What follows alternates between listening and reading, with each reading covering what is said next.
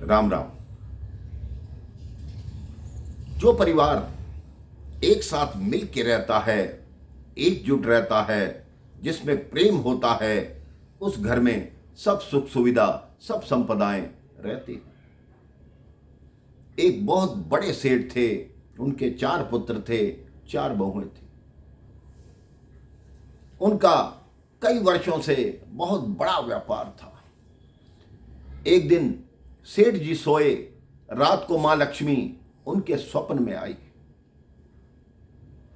मां लक्ष्मी ने कहा, सेठ जी, मैं पिछले 25-30 वर्ष से आपके यहां विराजमान थी, अब मेरा जाने का समय आ गया है। सेठ ने कहा, नहीं, हाथ पैर जोड़ने लगे कि मेरे को छोड़कर मत जाओ, मुझे छोड़कर चले जाओगे तो मेरा क्या हाल होगा, मेरा इतना बड़ा परिवार है, उसको कैसे पालूंगा। लक्ष्मी जी ने कहा, नहीं, आप देख लीजिए, मेरे को जाना ही जाना है, उसके बदले आपको एक वरदान दूंगी, आप कोई भी एक वरदान मांग लेना, तो मैंने उसके बाद मैं आपसे विदा हो जाऊंगी। सेठ ने कहा, इस वरदान के लिए मुझे 1 दिन का समय दो, मैं कल रात्रि आपको बताऊंगा।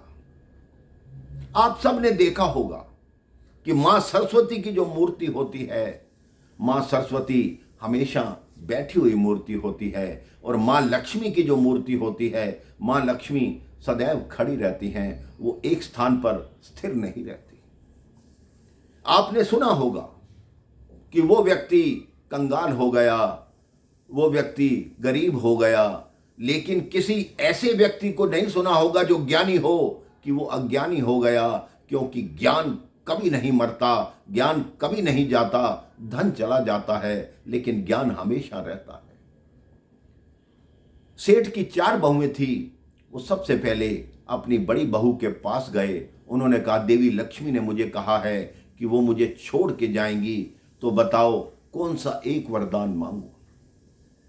बड़ी बहू ने कहा, आप ऐसा कीजिए, पूरी दुनिया का जितना स्वर्ण है, सोना है, वो मांग लीजिए। सेठ मन ही मन सोचने लगा कि इसकी बात सही है, लेकिन दूसरी बहू से बात करूं।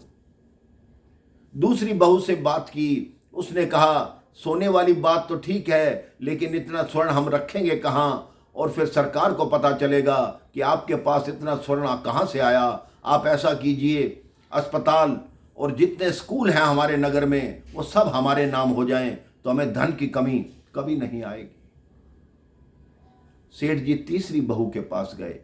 तीसरी बहू ने कहा, आप ऐसा कीजिए, हमारे आसपास जितनी खाली जमीन पड़ी है वो हमारे नाम हो जाए, हम उस पे खेती करेंगे, हमारे पास धन की कमी कभी नहीं आएगी।